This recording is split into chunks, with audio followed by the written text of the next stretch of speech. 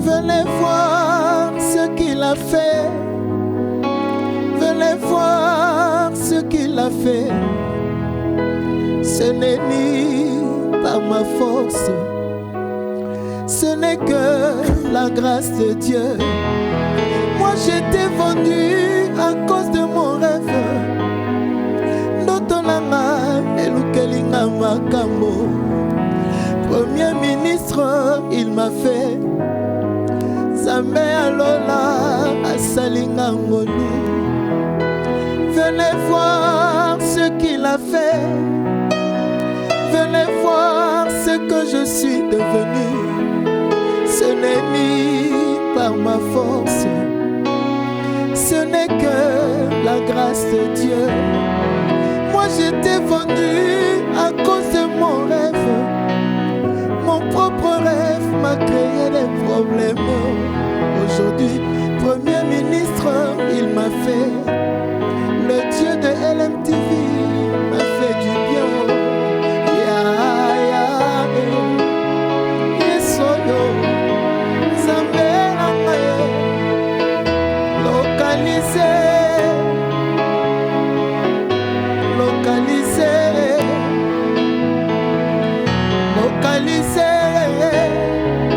Sa grâce m'a localisé, a localisé. Venez voir ce qu'il a fait. Venez voir ce qu'il a fait. Venez voir ce célibataire. Le Dieu du ciel lui a fait du bien. Venez voir ce chômeur. Le Dieu de LMTV lui a fait du bien. Ce n'est ni par ma force, ce n'est que la grâce de Dieu. Venez voir ce qu'il a fait. On peut dire ça. Venez voir ce qu'il a fait. On peut dire ça. Venez voir ce qu'il a fait. Venez voir ce qu'il a. Venez voir. Venez voir ce qu'il a fait. Venez voir ce qu'il a fait. Venez voir ce qu'il a fait. Venez voir ce qu'il a fait. Quel don, quel talent. Glorifie le nom du Seigneur. Nous sommes richement bénis ce jour. Et cette belle voix que vous entendez, cette belle voix, je suis sûre que vous l'avez déjà entendue sur d'autres titres, avec d'autres chantres de l'Éternel. Mais bon, on vient de commencer, je ne vais pas tout dévoiler. C'est vendredi, j'espère que vous allez super bien. Vous êtes sur Lumière du Monde Télévision et vous suivez Wake Up. Je ne suis pas seule, je suis avec mon très cher, mon honorable, le père de la maison, le pasteur Florent, qui est avec nous. Bonjour, pasteur. Bonjour, sœur Prisca. Comment allez-vous? Ça va super bien. Amen. En tout cas, ça se voit. En off, ici, nous, on cause bien, on discute. On a la grâce d'échanger avec les pasteurs, d'avoir des conseils, vraiment des petits moments super sympas. Et je ne suis pas la seule à en profiter. Il y a aussi Rebecca qui est là, qui est toute belle. Merci Prisca, toi aussi. Bon, après là, on va discuter pour la robe. Bon, entre-temps, Jean-Jacques, comment tu vas? Oui, Prisca, je vais très bien. Et toi, comment tu vas? Par la grâce Ton de vendredi Jésus. démarre bien? Oui, très bien. Surtout que je suis habillée par Esta Design. Et puis, tu vois mes accessoires là. Ah oui, vraiment, tu es magnifiquement. Oh, et puis, elle m'a triché. Hein. Pour le service du Seigneur. Et vous le savez, c'est le vendredi, donc à l'affiche, nous avons la joie, l'immense joie de recevoir cet artiste-là. Et il s'appelle Naou Toto. Je suis sûre que vous le connaissez. Bonjour, frère. Comment allez-vous? Ah, c'est un bonheur. Moi, j'entendais votre voix, mais je ne savais pas que c'était vous. Et je pense que beaucoup vont découvrir. Mais avant de démarrer l'émission, nous commençons toujours par la parole du Seigneur. Amen. Et c'est avec le pasteur Florent, nous partons pour Méditons ensemble.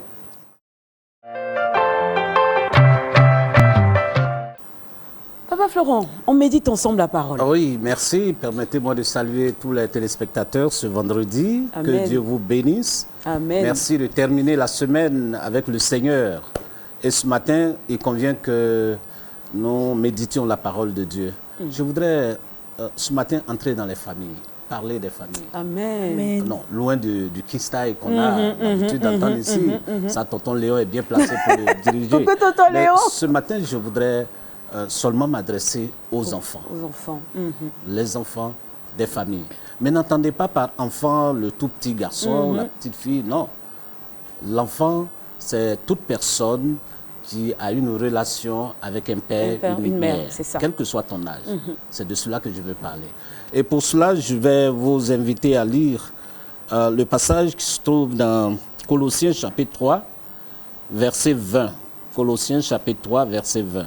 Il dit, « Enfants, obéissez en toutes choses à vos parents, car cela est agréable dans le Seigneur. » Amen. Enfants, obéissez à toutes choses à vos parents, car cela est agréable au Seigneur. Alors, comme je le disais, l'enfant dont il est question ici, c'est tout être humain de tout âge par relation au père ou à la mère, ou une personne avec qui vous avez une relation affective.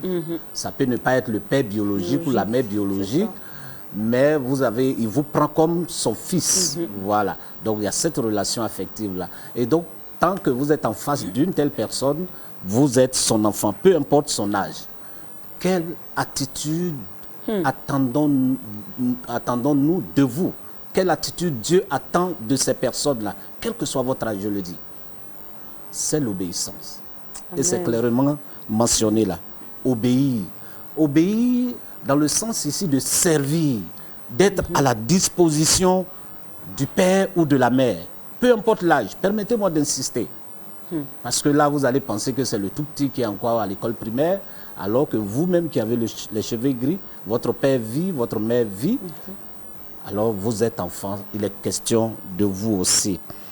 Et ça, dans la Bible, il y a plusieurs cas, plusieurs familles qui ont été présentées comme ça avec des enfants obéissants, même des enfants adultes. Et croyez-moi, c'est la source de toute bénédiction, l'obéissance, surtout aux parents. Quand vous lisez la Bible, on va vous citer Abraham qui a été béni, Isaac, Jacob et tout ça, mais vous allez voir qu'ils étaient dans une lignée de familles obéissantes. Tel que Abraham a obéi à ses parents, ainsi Isaac a obéi à Abraham, Jacob a obéi à Isaac, Joseph a obéi à Jacob et tout ça. On lit ça, mais parfois on fait fi de tout cela. Obéir a des limites, c'est vrai. La soumission n'a pas de limite, ça n'a pas de condition. Obéir est conditionné, c'est les choses permises. Parce que le Père, il ne va pas vous demander, ou alors s'il le demandait, vous n'êtes pas obligé d'obéir, d'aller adorer un fétiche. C'est les choses permises. Et donc, tout ce qui est permis, nous devons accepter d'obéir.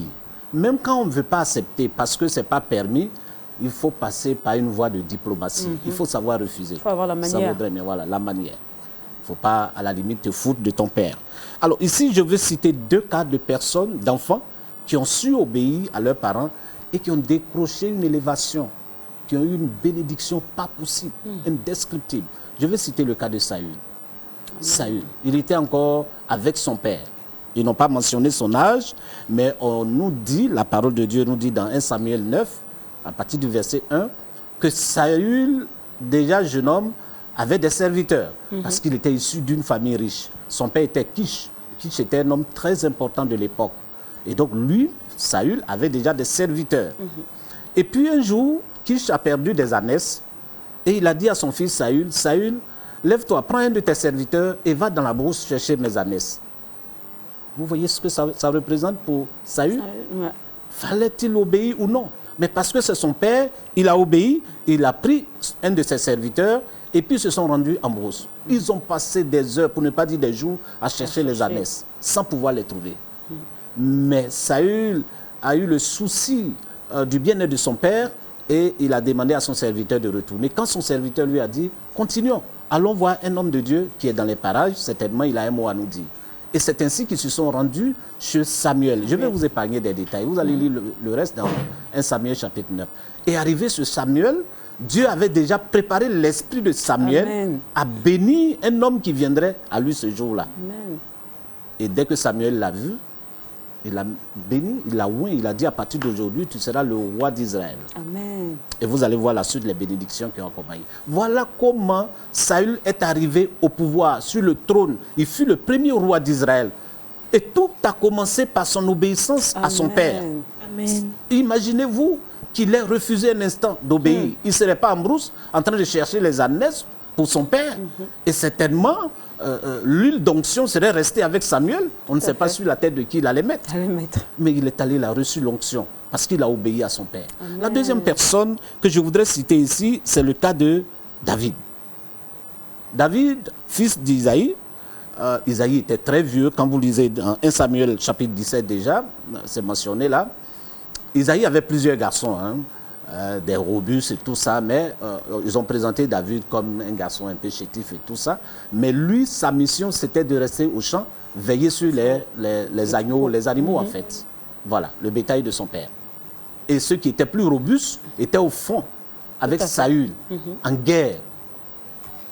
Mais un jour, Isaïe a dit à son fils David, viens des champs et je vais te charger d'une mission auprès de tes grands frères qui sont au front.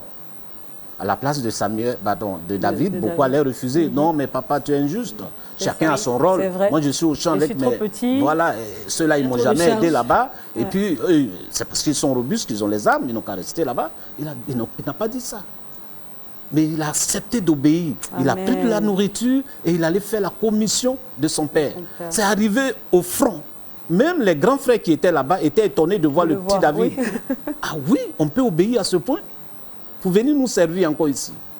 Quand on obéit, on est prêt à servir partout. Amen. Et puis là, il y a une opportunité qui va s'offrir à lui. Et il va saisir cette opportunité-là avec ses deux mains. Vous connaissez l'histoire. C'était le grand Goliath qui défiait le Dieu des Hébreux. Et puis, toute l'armée de Saül était cachée dans les grottes. Personne ne pouvait sortir. Quand David les a servis, ils ont mangé. Il a entendu les cris de défiance de Goliath. Il a dit, mais attends, c'est ainsi concis. Qu'est-ce qu'il a insulté, mon Dieu? Je vais l'affronter. Mais dites-moi, c'est lui qui l'affronte. Qu'est-ce que Saül a promis comme récompense?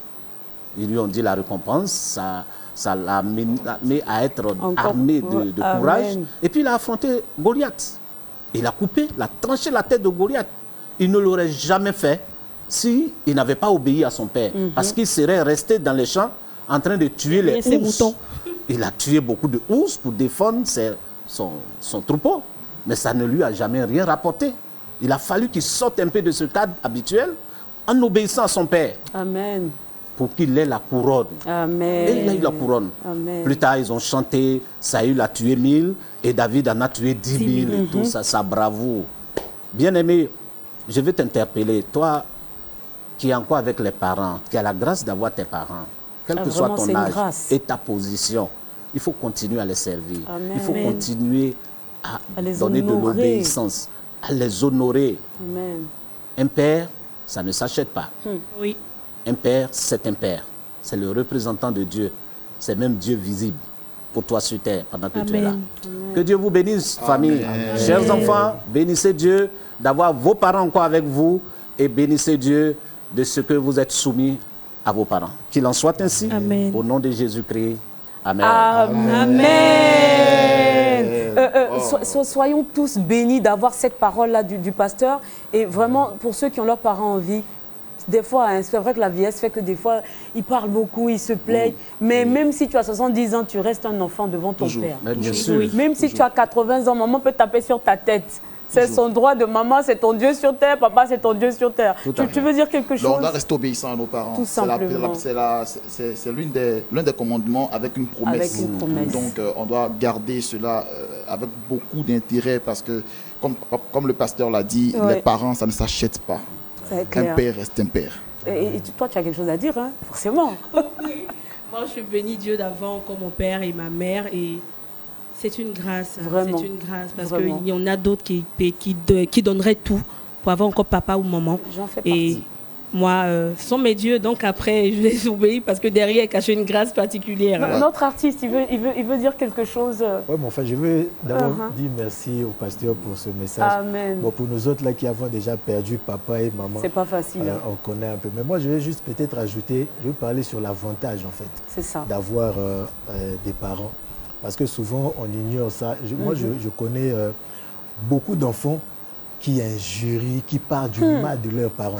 Qui se battent même des fois. En fait, c'est parce qu'ils ne connaissent pas l'avantage. En fait, c'est ça. Effectivement. D'avoir un papa qui peut te défendre. Moi, dans ma vie, si je peux juste résumer ça, moi, j'ai pleuré ma maman pendant 2 ans. Wow. Pourquoi? Parce qu'en fait, ma maman, elle était un peu comme on peut dire ici, là, elle était mère. Donc, toute ma vie, c'est-à-dire qu'elle était une couverture pour moi. Nous, on allait à l'école avec des militaires et tout ça. Donc, imaginez maintenant, celle qui était un peu notre couverture est morte. Tout bon, maintenant, on est livré à nous-mêmes. Je ne savais pas comment faire, parce que c'est elle qui était là. Donc, pendant 2 ans, j'ai pleuré ma maman. Wow. Et donc, pour ceux qui ont encore des parents, il faut comprendre qu'il y a un avantage. Oui, il y a beaucoup d'avantages. Amen. En tout cas, c'est ça un message qui est très fort et que le Seigneur fortifie ceux qui ont perdu leurs parents. Surtout. Et je suis sûre qu'ils envient forcément ceux qui ont encore les leurs. Ouais. Non seulement c'est un avantage, mais je veux dire que tous les conseils qu'un père ou une mère peut donner, même si d'autres en donnent, ça n'a pas la même valeur que quand ça vient de papa et quand ça vient de maman. Ouais. Que le Seigneur fasse que vos parents puissent vivre longtemps. Amen. Et surtout connaître le Seigneur. Parce que les conseils qui sont basés sur la parole de Dieu, je pense qu'il n'y a pas mieux. Amen. Amen. Alors nous partons tout de suite pour le petit coucou. Alors, nous avons des vidéos, mais aujourd'hui, j'ai décidé de faire la part belle au message écrit que nous avons reçu. Nous avons reçu un message du Cameroun, de Cédric Tuijang. J'espère que je prononce bien. Soyez bénis de là où vous êtes. Amen. Qui est président d'une ONG qui s'appelle Action d'amour, qui souhaite un joyeux anniversaire à Dessoumoula Alvin. Nous avons également reçu le message de Jérémy Elkana de Kinshasa. Je vous ai dit non. Moi, je suis en train de ravir les gens de la RDC à mon frère Roland. Pasteur, je crois que je suis en train de créer mon fan club en RDC. En RDC. Donc, que le Seigneur vous bénisse à vous, tous mes frères de Kinshasa, que le Seigneur vous garde. Et j'aimerais aussi profiter pour faire un coucou à ma sœur Sophie Coutoin en Côte d'Ivoire et Kadjo Sylvanus également et Josiane Adou, que Dieu vous bénisse. Amen. Vous pouvez continuer de nous envoyer vos messages sur la page WhatsApp, le numéro WhatsApp qui s'affiche maintenant au bas de l'écran. Plus 225 07 08 00 17 73 et également des vidéos de 20 secondes que nous allons diffuser dans cette émission. Nous partons maintenant, vous le savez très très bien, pour Culture Actu avec Jean-Jacques.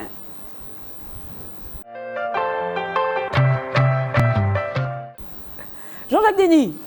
Prisca. Culture Actu, tu nous parles des Rangers du Texas qui proclament Jésus. Alléluia. Tu sais qu'aux États-Unis, les gens respectent beaucoup tu as déjà vu des Rangers? Les Texas Rangers, c'est une grande équipe de baseball, beaucoup respectée. Ils sont aux États-Unis. Pour leur carrure, pour ce qu'ils font au niveau du baseball. Oui, les Texas Rangers ont remporté le World Series de baseball aux États-Unis. Déjà, quand on parle de baseball, il y a plusieurs acteurs, il y a plusieurs postes. Il y a les lanceurs, il y a les voltigeurs droite, les voltigeurs centre, etc. Bon, pardon, là on n'est pas en mode calme. Ça c'est le cours, hein. C'est un autre level. C'est le cours. Alors, c'était une compétition de baseball aux États-Unis qui a réuni plusieurs spectateurs. Et à cette occasion-là, il y a des chrétiens qui ont décidé d'afficher leur appartenance chrétienne. Amen. Waouh. On aime ça. C'est vraiment magnifique. C'est vraiment magnifique. Ils ont compris que cette occasion serait la bonne pour partager, pour parler de leur Jésus. Alors, ils ont décidé d'arborer un t-shirt Jesus won.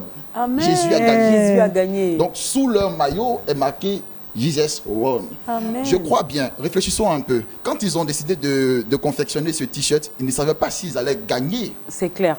Pour eux, c'est une occasion de parler, d'affirmer leur identité. À la fin du match, on va retirer le maillot et faire connaître notre Seigneur Jésus-Christ à ces milliers de spectateurs qui ont répondu. Il faut dire que le baseball peut rassembler effectivement pratiquement des 10 000 milliers de personnes. Des milliers de personnes. Des gens qui payent des tickets à des centaines de milliers de dollars. Justement. Donc pour eux, c'était une aubaine à saisir. Gagner des cœurs à Jésus. Pour gagner des cœurs à Jésus. Bonne stratégie d'évangélisation. Parce que même ton petit message, Jésus a gagné, peut sauver quelqu'un. Amen. Sur le t-shirt qui est marqué Jésus a gagné, bon, en anglais c'est Jesus World. Donc c'était déjà pour eux une bonne l'occasion. Donc, ils n'ont pas attendu le titre de champion pour témoigner leur foi chrétienne. Mais figurez-vous qu'ils ont remporté la victoire. Mais avec Jésus, on gagne toujours. Avec Jésus, vraiment, on ne paie pas, quoi. On ne paie pas. Les combats, il fait de nos combats ses combats, il fait aussi de nos défis ses défis. Et Dieu s'est manifesté à travers leur acte de foi. Et ils sont des vainqueurs. Félicitations aux voltigeurs. Evan Carter, qui est un lanceur. Et aussi José Leclerc, qui est aussi un lanceur. Voilà, un lanceur. Amen. Voilà. Vraiment, on bénit le Seigneur et on aime ça parce que ce sont des sports quand même qui rassemblent des millions de personnes. Oui, aux États-Unis, franchement, ça pasteur, rassemble plusieurs personnes. Je me rappelle que le dernier match que j'ai suivi de baseball, je crois que c'est 10 000 personnes. Donc si devant 10 000 personnes, tu dis Jésus a gagné. Tu as gagné toi-même. Tu as gagné. Ah oui, le Père a dit. Donc, on bénit le Seigneur parce qu'on suppose que ces cœurs-là seront gagnés à Jésus. Oui, et vraiment, c'est important. Ce qu'on veut faire ressortir là-dedans, c'est d'afficher sa croyance, son appartenance, assumer le choix qu'on a fait. On a choisi de suivre Jésus, affirmons-le avec beaucoup de détermination et beaucoup de choix. Il y a des personnes, malheureusement, qui se cachent, qui ont Jésus et qui cachent pour eux seuls. Ils ne veulent pas qu'on sache au quartier qu'il est chrétien. Mais parce porter même un t-shirt, Jésus t'aime, c'est problème. C'est compliqué. Parce que lui-même, il a le problème. Mais Jésus aussi va se cacher de lui, pasteur. Effectivement. Si tu ne affiches pas ton si tu as honte de moi, voilà, j'aurais aussi honte de toi. C'est biblique. Donc, il faut vraiment afficher son appartenance religieuse. Voici. Amen. Merci beaucoup, Jean-Jacques. Que le Seigneur te bénisse. Amen. Et nous prions que tous ceux qui ont Jésus là, ne vous cachez pas. Jésus, il aime quand on le révèle.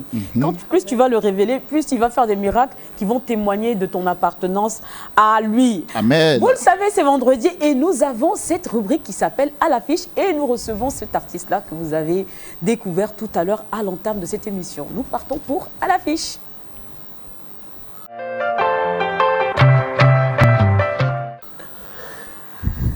Monsieur, mon frère, je dois dire mon frère, hein. Oui, en Jésus on est frères. Naoum Toto. Alors, ce que j'ai envie de vous dire, cette belle voix que nous entendions sur certaines chansons, donc c'était vous. J'avoue que quand on m'a dit, est-ce que tu as entendu le monsieur qui chante à la fin de la chanson de Boniface? Je dis, donc c'est lui qui fait l'animation. On est en train de se tuer sur la musique, c'est lui le monsieur. C'est lui. Vous le découvrez, c'est Naoum Toto. Et nous avons la grande joie de le recevoir dans ce Wake Up. Alors dites-nous, quand est-ce que ça a commencé, le fait de travailler avec des artistes nationaux, internationaux? Depuis quand est-ce que vous servez Jésus? Déjà, je bénis le Seigneur pour cette opportunité. Amen. Et ça a été ma prière. Je veux dire, comme le pasteur a dit tout à l'heure, là, il avait brossé ça un peu. Vous savez, David, lorsqu'il était encore dans la brousse et tout ça là, il n'était pas connu, mais il faisait des exploits. Jésus le préparait. Et il a eu à affronter des lions, des ours, c'est-à-dire des grands. Mais c'était dans la brousse. Amen. Et le problème, c'est que David attendait son tour et l'opportunité pour parler d'un certain nombre de choses. Amen. Et donc, le jour où il s'est retrouvé devant Saül, il a dit, moi que tu vois là, voici les choses que j'ai eu à faire dans ma vie. Amen. Et donc aujourd'hui, moi, dans LMTV, je peux maintenant me permettre de dire ce que vous avez entendu là. Et ce genre de choses là, c'est moi. Amen. Gloire à Dieu. Voilà, donc c'est un peu ça. J'ai eu la grâce quand même de commencer à servir Dieu petit. Donc, moi, je suis protestant. Chez nous au Congo, je suis congolais. Chez nous au Congo, on dit l'église protestante, hein, un peu comme on dit ici. Évangélique ou Assemblée des dieux. C'est ça, c'est ça. Nous, on est de l'église protestante. Je suis de la QEBC. Voilà. J'ai commencé vraiment, j'étais petit. Depuis 92, je sers Dieu. Quand je dis servir Dieu, là, c'est-à-dire commencer déjà à chanter dans les stades. Amen. Voilà. Donc, nous, on a commencé comme ça. Et c'est en 97 que maintenant, j'ai eu la grâce et maintenant l'appel pour servir Dieu maintenant en tant que chantre confirmé. Amen. Voilà, donc, et je sais que vous exercez, c'est-à-dire que le Seigneur vous utilise surtout dans la consolation. Wow. Parce que la voix, même quand on entend, en général, on sait que les Congolais, hein, ça bouge, mais il y a une voix qui apaise. Qui apaise. Ouais, c'est ce que je voulais dire. En fait, mon nom c'est Naoum, le nom d'artiste. Oui. Voilà, Naoum qui veut dire la consolation. Maintenant, mon nom de famille, c'est Lulolo Kombiombio Kamango. Kamango. Wow. Maintenant, en fait, le nom là veut dire, Lulolo veut dire pardon, Mbiombio, ça veut dire ce qui va rapide. Okay. Donc, en réalité, c'est-à-dire que je suis quelqu'un qui pardonne facilement. Voilà. Maintenant, dans mon ministère maintenant, Dieu, c'était dans un rêve, je dormais, puis j'entendais des gens m'appeler par Naoum. Et quand je me suis réveillé, à la radio, ils étaient en train de donner l'explication, la signification du nom Naoum. Wow. Et donc, j'ai compris directement qu'en fait, c'est ça ce que Dieu voulait. Donc, La confirmation. voilà, j'ai laissé Luloloko pour prendre Naoum. Naoum Toto, ça dit qui veut dire maintenant, Toto, en fait, chez nous, c'est une Toto, qui veut dire la terre. Et donc, c'est la terre qui console. Donc, c'est ça qui est Naoum Toto. Naoum Toto. D'accord. Et vous avez eu beaucoup de collaborations que les gens ne savent pas.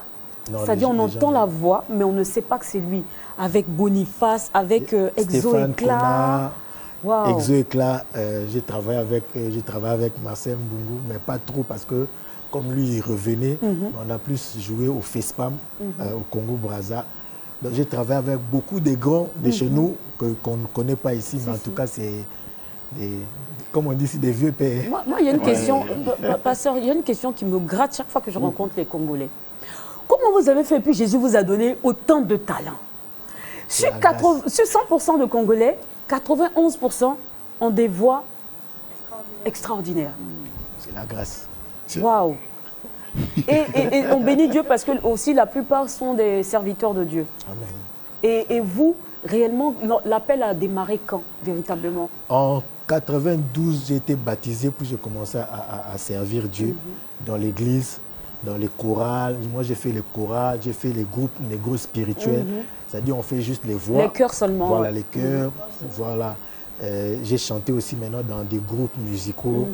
Voilà, j'ai fait un peu le parcours, en tout cas, comme on dit, d'un bon artiste. C'est ça. Voilà, j'ai fait tout ça. Puis bon, j'ai eu l'avantage, la grâce quand même d'avoir un pasteur qui était strict, vraiment pour me faire comprendre que voilà, chez nous, ce n'est pas la Starmania, chez nous, c'est servir Dieu. Amen. Et c'est ce qui a fait aussi que la plupart des collaborations avec des gens que j'ai travaillé, en fait, les gens là n'ont pas compris ce que j'étais. Moi, par exemple, tu es ma sœur. Quand je viens travailler avec toi, je viens travailler avec toi parce que tu es ma sœur. Mais toi, tu me vois comme une opportunité de réussite. Amen. Et donc, maintenant, ça fait que maintenant, quand tu fais ça, bon, je me retire. Donc, maintenant, il faut faire. Waouh! Et tu veux poser une question? Oui, c'est pour savoir juste la collaboration avec les autres artistes, avec les autres chanteurs. Comment ça va avec les autres chanteurs? Oui. Ce qui est vrai, c'est que on est bien, mais c'est juste comme j'ai dit tout à l'heure là. Il ne faut pas que ce soit juste du profit. Voilà, quand on ne partage pas les mêmes convictions spirituelles ou bien les mêmes objectifs, et c'est ça qui dérange souvent. Parce qu'on peut se retrouver, par exemple, tout de suite là, on s'est dit, bon, on veut faire pour Jésus. Bon, maintenant, si après, je me rends compte c'est dilué, ça devient un problème. C'est juste l'argent, il faut que ça marche. qu'on est en train de faire, bon, je me retire. Parce que lui il sert Dieu. Oui, il est né pour servir. C'est ça. Le problème, c'est que, comme j'aime bien le dire, si ce n'est pas pour le ciel là qu'on est là vraiment en train de faire tout ça là, ça sert à quoi? Amen. Pourquoi ne pas continuer à vivre comme tout le monde? Je vois que papa, il est content quand il entend ça. Oui, oui. En fait, je préfère faire comme tout le monde parce que je sais que j'irai en enfer. Amen. Que de me priver de tout ça pour aller quand même en enfer. Ça sert à quoi? Mais Naoum, c'est pas une fois posé la question de savoir comment je gère ma carrière musicale si j'ai pas de moyens. Voilà, et un album qui est prévu et tout. Parce que comment je gère ma carrière? Faut qu'on vous découvre. Oui, mais comment je gère ma carrière? Déjà, ça là, je suis à LMTV aujourd'hui. Oui. Chose que je ne savais pas, je ne pensais pas, mais Dieu a fait que je suis là. Donc, comment je gère ma carrière? Dieu seul sait. Amen. Amen, la réponse. Ils vont m'aider à déployer la mission. Amen. Maintenant, le problème avec moi, c'est que, déjà, je donne un exemple, je ne sais pas si ça sera publicité ou quoi, mais en tout cas, Dieu m'a donné une vision pour faire des temps d'adoration dans des supermarchés. C'est ce que je fais. La plupart de mes amis me disent, mais toi, à ton niveau, pourquoi tu as fait ça? Mais ils ne savent pas les âmes que je suis en train de gagner dans les supermarchés. Parce qu'il y a des gens, des mamans, quand elles viennent, ils disent, mon fils soit béni. Il y a d'autres mamans qui viennent, elles s'arrêtent là, elles pleurent. C'est ça mon travail, consoler. Amen. Amen, c'est bien dit. Bien dit. Le reste, ça viendra. Mais là, si Dieu veut nous envoyer plus loin, il va le faire. Bon, même s'il ne le fait pas, Je le sais quand même. Amen. Amen. Oui, parce qu'on a toujours pensé à tort que si on ne demande pas, on ne gagne pas. C'est ça. Bon, c'est pas Dieu pourvoit. D'ailleurs, le verset qui dit, le Seigneur pourvoit aux besoins des oiseaux. Est-ce que les oiseaux demandent? Non. Ils ne font que louer leur Dieu et puis Oui. pourvoir. C'est ça. Donc, il y a des gens comme ça aussi qui vivent par la foi. Amen. Voilà. Nous devions tous vivre par la foi, mais il y a Expérimenter. beaucoup qui ne prennent pas ce risque. Et puis, ils ont les tendances à demander, À craindre. raconter, voilà. C'est ça. Et est-ce que bientôt il y a un album qui se prépare? Parce que avec ce don-là, je pense que le monde a besoin. Aujourd'hui, là, il y a tellement de situations compliquées. Je pense que les gens ont besoin d'être consolés. Il y a beaucoup d'épreuves. Est-ce qu'il est prévu quelque chose à cet effet? Oui. Là, on est en plein studio. Nous sommes en train de préparer un album. Mais il faut dire que j'ai eu quand même à faire d'autres albums, mais c'est au Congo. Au Congo. Bon, on n'a pas eu vraiment la promotion, promo comme tu ici. disais tout à l'heure, ici. Mais au Congo, là-bas, on avait eu à faire. Bon, maintenant que je suis ici, on prépare quelque chose par la grâce de Dieu. Dieu fera. Et on sait que, bon, voilà, comme je disais tout à l'heure, comme je suis à LMTV, là, ceux qui Non, écoutent, Jésus là, a les déjà producteurs, fait. là, écoutez, D'accord. Alors, si vous nous prenez en marche, nous avons l'artiste Naoum qui est là pour nous présenter ce futur projet, sa douce voix que le Seigneur utilise pour consoler les cœurs. Et tout de suite, si vous n'avez pas remarqué le début de l'émission, il va nous faire une autre chanson que vous allez découvrir. Je sais que vous avez déjà entendu cette voix. Et je bénis la vie de mon très cher Lot qui est derrière, Oui. qui est au Pianiste. piano aujourd'hui. Le pianiste qui se substitue à Jean-Jacques. j'aimerais juste te dire que toute personne qui réussit dans la vie a une histoire et un parcours. Amen. Je viens de loin. Voici mon témoignage.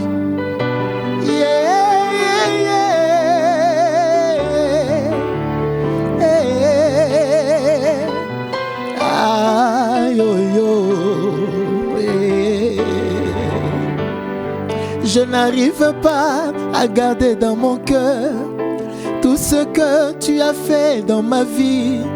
Je me dis souvent, tu n'étais pas obligé de mourir à la croix pour moi.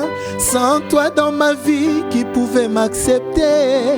Je viens de loin. Je me dis souvent, tu n'étais pas obligé, Jésus, de mourir à la croix pour moi. Sans toi dans ma vie, qui pouvait m'accepter? Je viens de loin. Je viens de loin. Je viens de loin. Je viens de loin, Prince. Je viens de loin. Yes, sir. Aujourd'hui, j'ai une histoire à raconter, car de la boue, Jésus, tu m'as ramassé. Les écrivains expriment leur joie dans les Écritures, mais moi, je te donne cette mélodie. Je me dis souvent, tu n'étais pas obligé de mourir à la croix pour moi. Sans toi dans ma vie, qui pouvait m'accepter? Je viens de loin. Je viens de loin. Je viens de loin. Je viens de loin. Je viens de loin. Amen. Quelle voix. Je ne sais pas comment vous allez le recevoir chez vous. Je mais viens de vous assure loin. que Oui. sur ce Oui, on plateau, la musique, elle apaise, effectivement. Je confirme. Et si vous voulez avoir la primeur de la suite, là, vous restez connectés. Et tout de suite, nous partons pour le Trickbox avec Rebecca.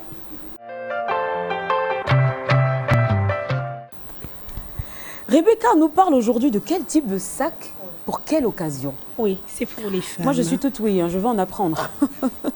D'accord. D'accord. Prisca, quel type de sac pour les différentes occasions? C'est des conseils. Alors, on ne porte pas le même sac pour un entretien d'embauche. On ne peut pas le même sac pour aller à l'église, le même sac pour aller au marché.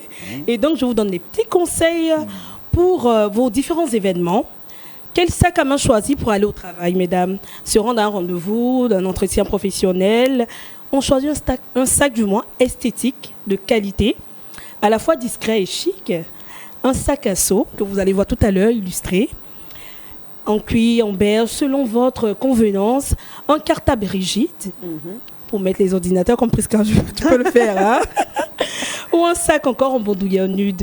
Si vous partez pour une sortie shopping, comme on aime bien le faire, c'est pour les dames, hein?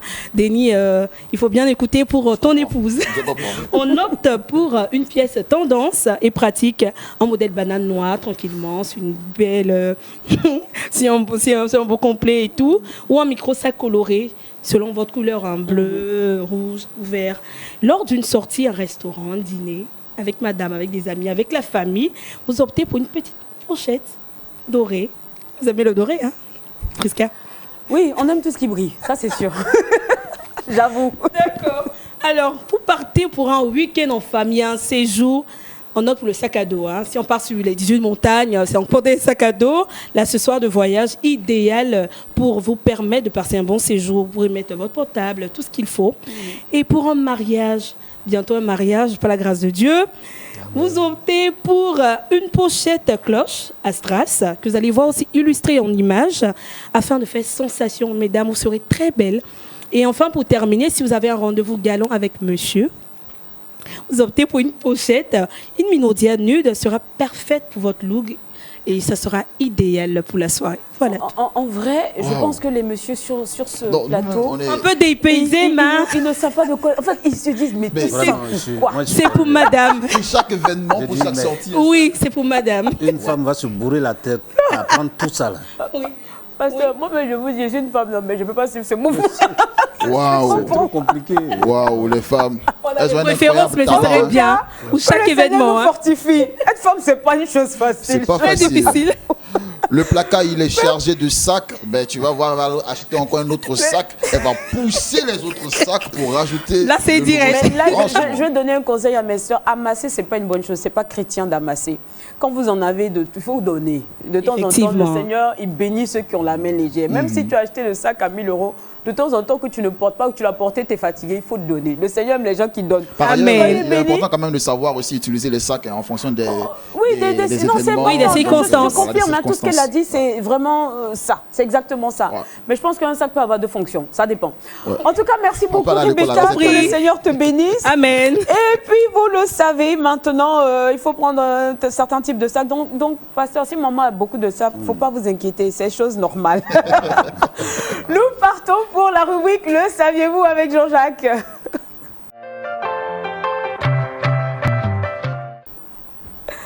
Le saviez-vous, le verset le plus long de la Bible? Le verset le plus long de la Bible se trouve dans l'Ancien Testament. Merci. En général, beaucoup de personnes font l'amalgame. Moi, j'avoue, j'ai fait ça. Ils vont dire que le plus long verset de la Bible se trouve dans Psaume 119. Non, là, c'est le plus long chapitre de la Bible. Oui. Voilà, le Psaume 119 est composé de 176 chapitres. Versets. Merci, merci papa, merci. Donc voilà, je suis en sécurité. Oui.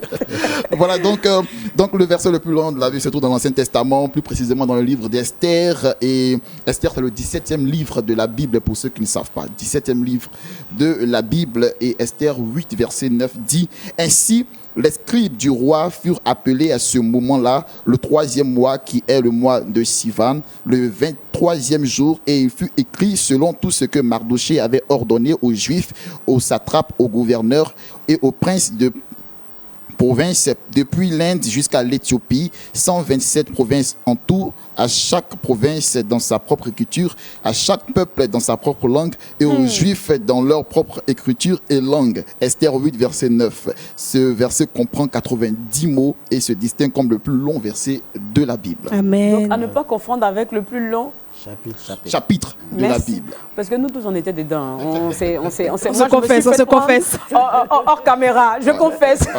Merci beaucoup pour cette belle information. Et je pense que cette émission permet aussi d'avoir ce genre d'informations. Une culture biblique. Voilà, bibliques qui sont importantes pour la foi chrétienne. Parce qu'il ne faut pas te demander le verset le plus long. Tu allais dire là-bas 119. C'est pas ça, mon frère.